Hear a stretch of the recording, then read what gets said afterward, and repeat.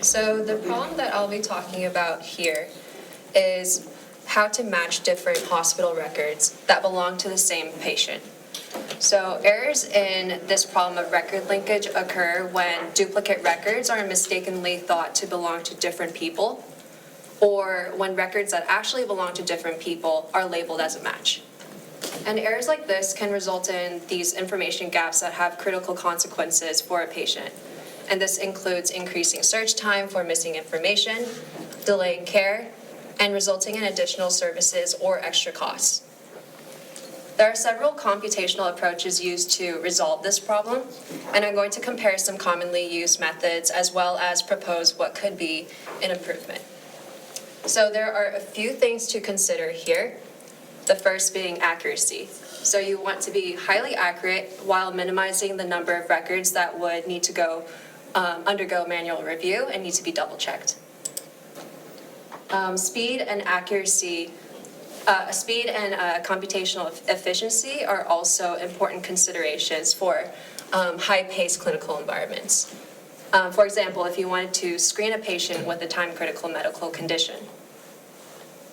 And as medical data systems are updated and patient records are shared between separate institutions and hospitals, patient privacy and data protection are increasingly important considerations that require methods for data encryption.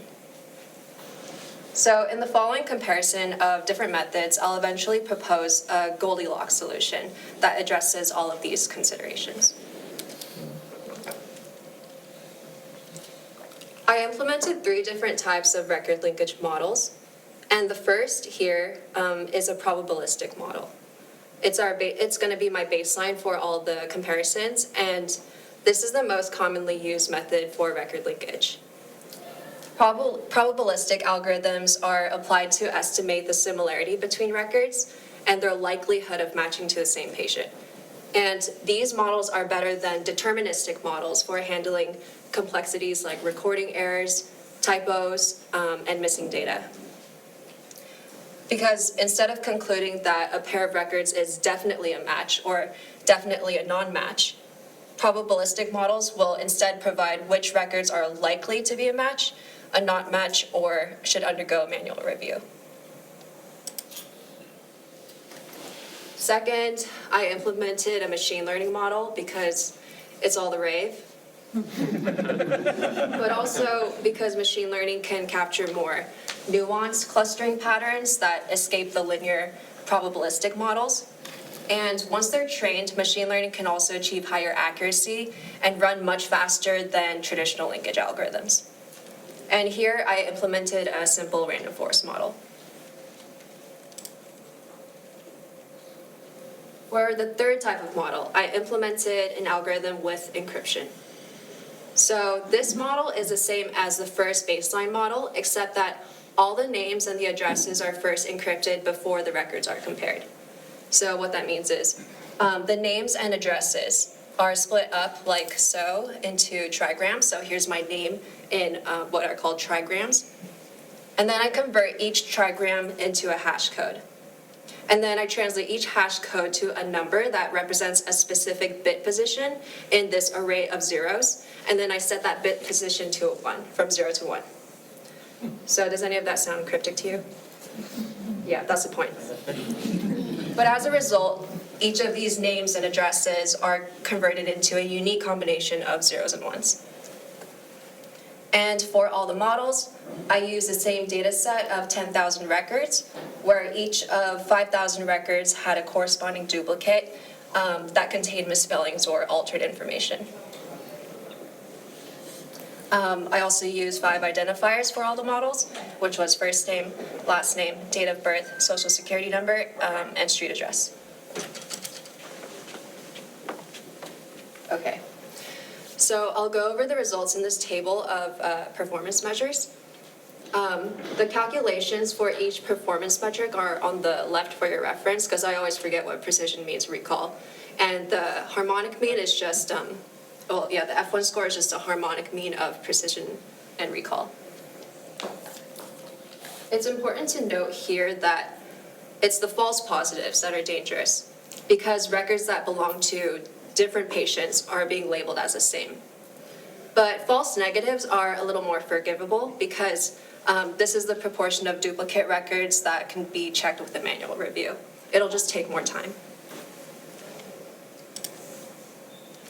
The first result I want to point out is the reduced precision score in the machine learning model. And this is due to a number of false positive, which I said were dangerous, where the records that don't actually belong to the same patient are labeled as being a match. And this is problematic. Next, we can compare the recall scores. A reduced recall scored across the board is expected because even though some records actually match, they appear to be too different for the model to link them. So false negatives can be just double-checked in a manual review. One thing to note is that as I increase the number of hash functions used, the trend seems to suggest that the number of false negatives would decrease because the recall score is increasing. And therefore, less records would have to be manually reviewed. Next, I'll compare the training and the run times. The fast training time in the machine learning model is misleading. I'll show you in a bit in the next slide how the train time actually scales when we increase the number of records to match. But note that the test time for the encryption methods takes a fraction of the time taken by the other methods. Sorry, you weren't seeing my mouse this entire time, were you? Okay, well, under the encrypted probabilistic models, you see the speed of like 3.2, 3.3, 3.5. It's much faster than the 16 and 7 milliseconds taken by the baseline probabilistic and the machine learning model. This is because the information has been reduced to be more efficient. Now we're not working with strings of names and addresses, but we're working with zeros and ones.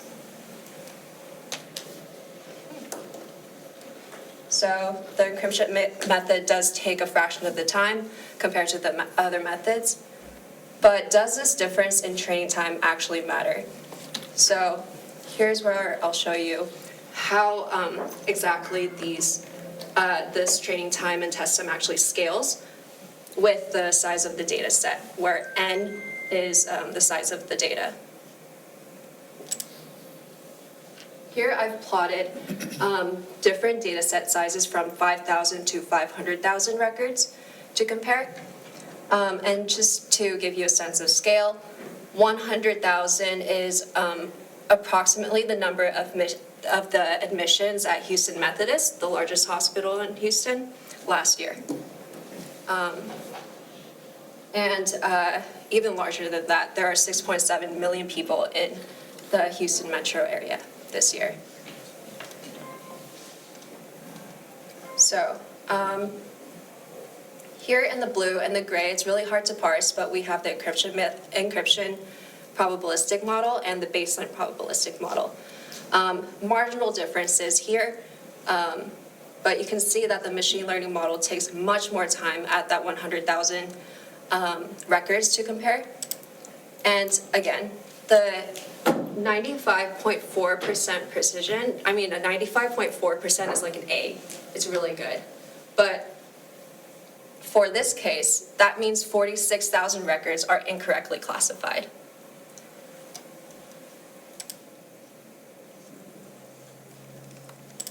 So just to review the results again, I would conclude that despite that it performs faster, machine learning is less precise than probabilistic algorithms that determine a match or a non-match weights based on a process called estimation maximization. And by implementing what's called a Bloom filter in the encryption method, that performs much faster while maintaining the efficiency and the level of precision of state-of-the-art linkage algorithms. So if I were to say that we found a Goldilocks solution, I would say it is with this encryption method using an increased number of hash functions, which does not take a toll on the running or training test time. So some extensions and takeaways I like to end on. Obviously, record linkage is not something that is just limited to health records. This can be extended to any kind of database system that's used to organize services to people. For example, this can be used for databases of the Veterans Affairs, since the VA provides many different services that would require a consistent way to track individuals across those services. Another key takeaway from this exploration is that machine learning is not always the best. It's been a growing question in human factors around like how to deal with machine learning and AI, and how do we implement it, how do we harness it. But I hope that this exploration kind of demonstrates that your goal in solving a problem is more important than using the most advanced technology. Here, the goal was to be accurate, efficient, and secure. And I provided some performance metrics that represent each of those goals. But importantly, these aren't just scores. These are numbers that represent people who can suffer disparate impacts as a result of the computational methods you use. That concludes talk. Thank you.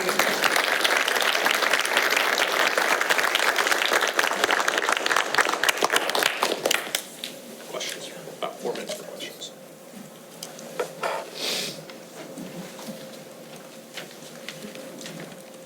Questions, anyone?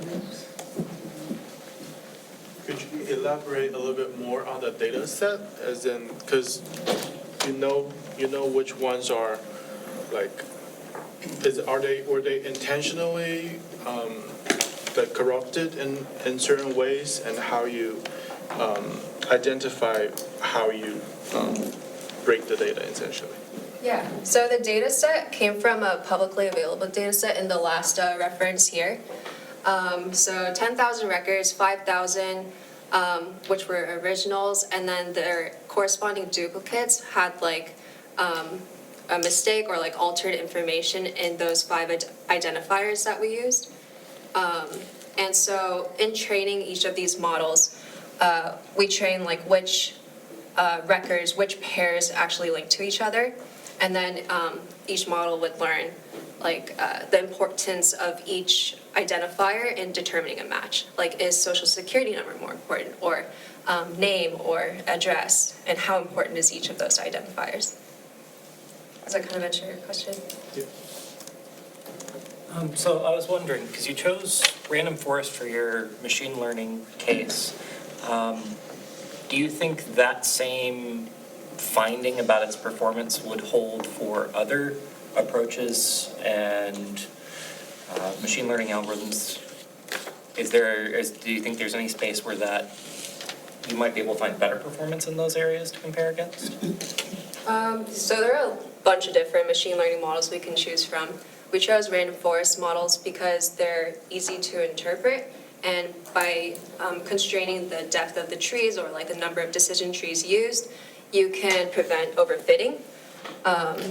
And yeah, we just wanted higher interpretability with the machine learning model we used. This isn't a very complicated problem where we would need to use a more like sophisticated model, but it is a start. We could compare the use of other machine learning models and see how that works out.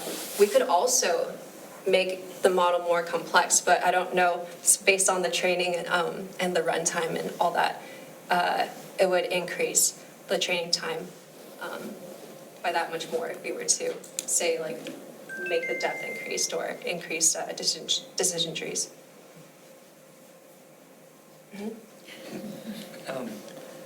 So one of the things that surprised me about it was the degree to which the encryption actually improved over baseline for that. Have you considered, is it possible to compare any of that machine learning against thing with its own encrypted version of it similarly? Would you expect a similar improvement by running them across encrypted data rather than just the same thing that baseline was? Yeah, I was thinking of doing that too, applying machine learning to encrypted data rather than the strings. That would be an interesting extension. I haven't looked at that yet. Thank you.